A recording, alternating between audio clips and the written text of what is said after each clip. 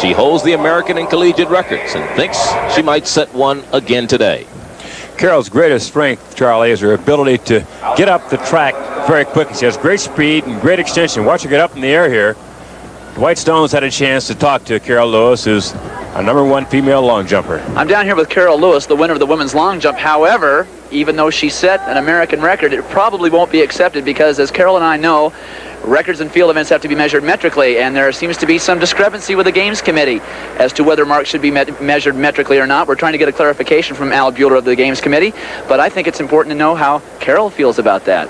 Well, first of all, I've been competing internationally since I was 14 years old for the past 5 years, and I know that you have to measure a record, an American record under IAAF rules metrically. I told them yesterday before they started the competition, I saw that they only had an English tape. I said, you have to measure any kind of record under IAAF rules in metric, and the guy just brushed me off. I guess he didn't think I knew what the heck I was talking about, but I probably know a lot more than he has because I've gone through the rules the East Germans make up, the Russians make up, everybody, rules everywhere, and I know that you have to measure in metric. And when the referee came over, the official told me, he's been helping us all out a lot. He's a younger man, he's jumped before. He said, he told them they had to measure in metric, and he said, no, the Games Committee said we can only have to measure in English, and that may be an NCAA record, but I wish I had the American record right now. And of course, they've raked the mark, so they can't go back and measure it. They raked the mark. In fact, it's the second time this has happened to me in the United States with an American record, so I'm really upset. I wish they'd get these rules right.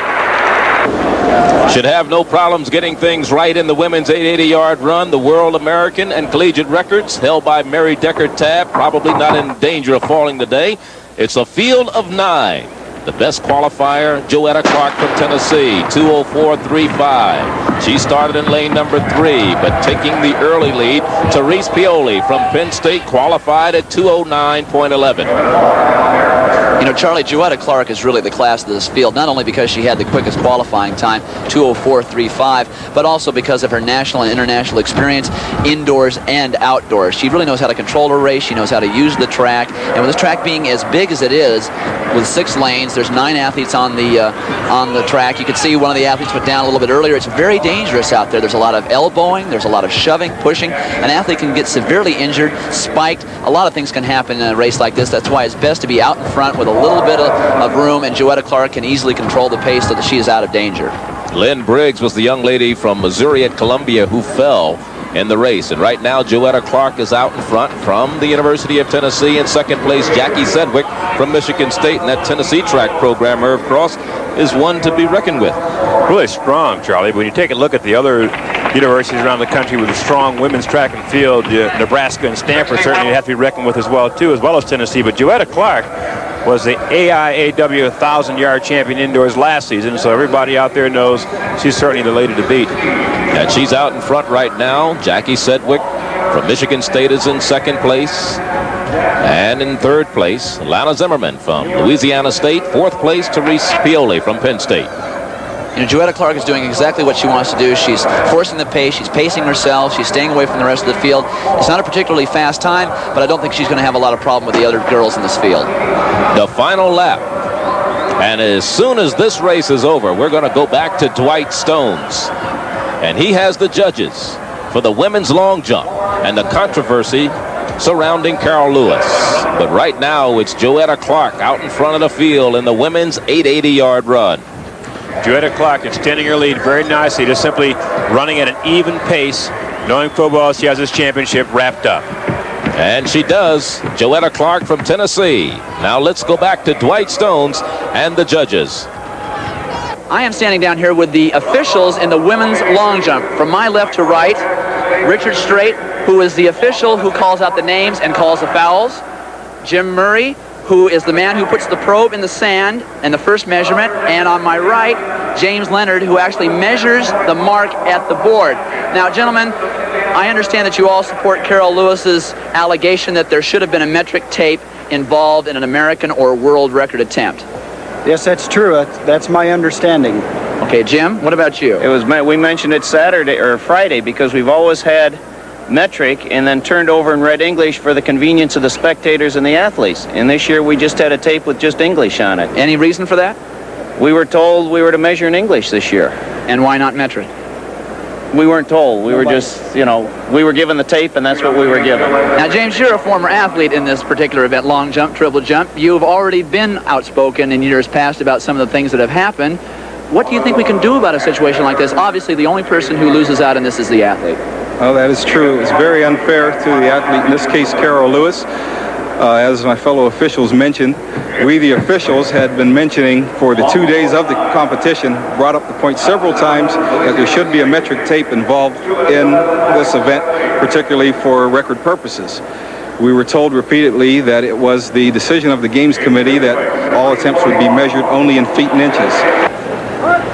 The men's 880-yard run, the world, American, and collegiate records. It's a field of 8. The first 4 lanes will be filled with Williams, Topping, Marshall, and Raymond. The second 4, Ray Brown, Leroy Robinson, Butch Brown, and Stanley Redwine. Right away, you're going to see a lot of jostling in the first turn to try and get that position. A lot of elbows thrown. In fact, it's amazing how much seemingly fouls go on and no flags go up. Rob Topping from Southern Methodist University is out in front. Leroy Robinson is in 3rd place. And he was the fastest, had the fastest time coming into the meet. 1:49.80. He has moved into 2nd place. In a field like this, though, where the runners are so closely matched, it's very important how you position yourself in a race like this. You want to be in a position where you can make your move on the leader and not be boxed in and, of course, be thrown off the pace. In most championship races, you'll usually see the times be a little bit slower because there's more strategy involved. Now, Topping and Robinson have separated themselves from the field, but I think the field knows that they're going through a little faster. It's a little under 54 seconds, and I think the rest of the field says maybe that's a little bit too fast for this track. I'm going to hang back a little bit, reel these guys in the last lap, and try to sprint that last lap and take over. Meet record 148.9 set by David Patrick of Villanova back in 1967. But right now it's Rob Topping from Southern Methodist University who qualified with a time of 154.64 out in front. In fact, Coach Ted McLaughlin of SMU is sort of surprised that he has 2 of his runners in the finals of this field. Now it's starting to get a little more interesting. Robinson, the leading qualifier coming into this meet, has now dropped off the pace. Stanley Redwine is in 2nd place. And John Marshall from Villanova, who's been running a very intelligent race back in the pack, holding back his kick, is starting to come on strong.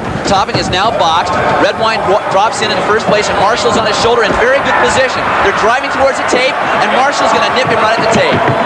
And it's going to be Marshall the winner. The time 151.23. Stanley Redwine 2nd. Cardell Williams is 3rd. You don't need a haircut, Jim. You need Brill cream. Brill cream? Sure. Curve cross at the Pontiac Silverdome, Pontiac, Michigan. And you're watching them move the bar to 18 feet, 8.5 inches for the pole vault. We'll be back with that in a moment. Meanwhile, it's the men's high jump. The collegiate record held by Leo Williams. You know, Charlie, that's actually a meet record by Leo Williams. The collegiate record 7.725 by Franklin Jacobs a number of years ago. Here's Brian Stanton for his first jump at 7.6. Unbelievable. I can never, ever remember Brian Stanton hitting the bar as hard as he has this whole meet and have it stay on. They decided they're going to go ahead and count it. It stayed on the standards. He's at first attempt clearance at 7.6. That puts a lot of pressure on Leo Williams. And we're going to watch a replay of Leo Williams from Navy at his first attempt at 7 feet 6 inches. Leo has to jump this mark on his first attempt in order to retain the lead, and he doesn't do it. It'll be interesting to see what he decides to do now. Will he pass to the next height and try to take the lead back, or does he go ahead and make this height and try and make another height in order to win? 7.6 would still tie the NCAA meet record. Leo Williams' 2nd attempt. He's going to go ahead and jump at 7.6. Got very good speed at the end. Arms come up well. Excellent clearance. But because he jumped on his 2nd attempt at 7.6, he loses on fewer misses to Brian Stanton. In the men's triple jump, Keith Connor of Southern Methodist, the current leader, 55 feet 8.25 inches. Here comes Michael Connolly from the University of Arkansas. He's an excellent triple jumper, but he really has his hands full today. This is his last attempt. Good step phase, great jump phase. Really stretches it out there. 56.6.5. He takes over the lead from Connor. That's going to put a lot of pressure on the 2-time defending champ. Okay, here's Keith Connor. Final attempt. He wants it badly. He wants 3 in a row. He's a collegiate record holder. He looks very tight coming down the runway. Broke down completely in the jump phase. He knows it's not far enough. 54.4, and he loses to Mike Connolly. You said he looked tight. I think anytime you try that hard for a good effort, you're really looking for trouble. And Mike Connolly was very, very relaxed, and we get a chance to talk to Mike Connolly after the competition. Yes, I'm real happy right now. I've competed hard against Keith Connors the past few months, and he's beat me every time. And I know I'm capable of jumping when he's able to jump. And today I just finally hit a jump where I didn't foul. It all clicked in each phase, and it turned out perfect. You got to feel good about outdoors after that jump. I do. I can't wait to this summer. Congratulations to you, and good luck. Thank you. In the women's high jump, the World, American, and Collegiate records. And this young lady, Disa Gislater from the University of Alabama, in the field of 8 has already cleared 6'1". She has absolutely no pressure on her to jump this height and makes it very easily. You know, sometimes when you've won and there's no pressure on you, you sometimes get your best jumps out. Disa Gislater from Alabama, the winner at 6 feet 2 inches. The pole vault, World, American, and Collegiate records. Felix Boney. This is Felix's second attempt at 18 feet 5.5 inches for a new collegiate and NCAA meet record, and he jumps it very, very nicely. Brad Persley from Abilene Christian also made 18 feet 5.5 inches on his second attempt, but he is behind in the competition based on fewer misses at the lower heights. This is his final attempt at 18 feet 8.5 inches. He must make this jump in order to take over the lead and put pressure on Felix Boney. Very low plant, didn't come back on the pole at all. So Felix Boney is going to win this competition. He has one more jump at 18 feet 8.5 inches, and the way he's looked in this competition, Charlie, there's a good chance that he might jump 18 8.5 on his last attempt. Boney from San Jose State, trying it at 18 feet 8.5 inches. Same as in the women's high jump. Felix has absolutely no pressure on him to make this height except the pressure that he really wants to improve. Good plant. An excellent attempt. Excellent attempt, especially considering that he already had a personal record in this competition. 18 feet 5.5 inches, a new collegiate and NCAA meet record for Felix Boney.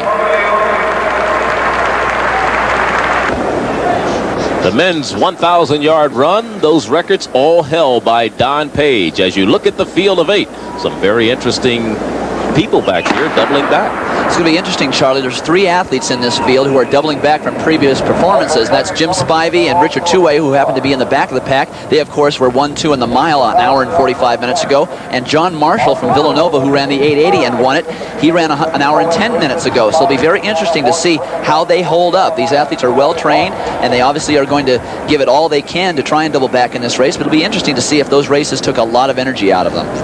Edwin Koich of the University of Richmond is out in front. In second place, Yama Aiden from Fairleigh Dickinson. And in third place, also from the University of Richmond, James McKeon. Now, Charlie, you mentioned Don Page. He's working now as an assistant coach with the Villanova track team under Charlie Jenkins. And he told his runners, if you're going to double back in a mile 880 or a mile 1,000, when you come back for that second race, you simply have to force the thought of the pain out of your mind and just simply run on determination and intestinal fortitude.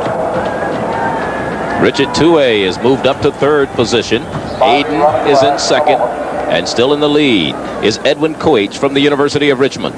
You know, Richard Tuway has run both these races very strangely, in my opinion. He went out and pushed the pace in the mile and really was the one that made that mile go under 4 minutes. And he has, again, has surged into second place and then has now dropped back to fourth place. I think maybe he must feel that he's in better shape than he certainly looks. His arms are very low, both in the mile and now. Spivey is back in about 6th place. Seems like he's much better prepared to gauge what the pace is going to be like. But you have to understand that Edwin Koich is completely fresh. He has not run another race today, and he's got to feel very, very good because this really is his distance. And Dwight, you talked earlier about this track taking a lot out of your legs because it's sort of soft and bouncy. I guess at this distance you really feel it, don't you? I would certainly think so, especially having already run a race on it. Edwin Koich looks very, very good here.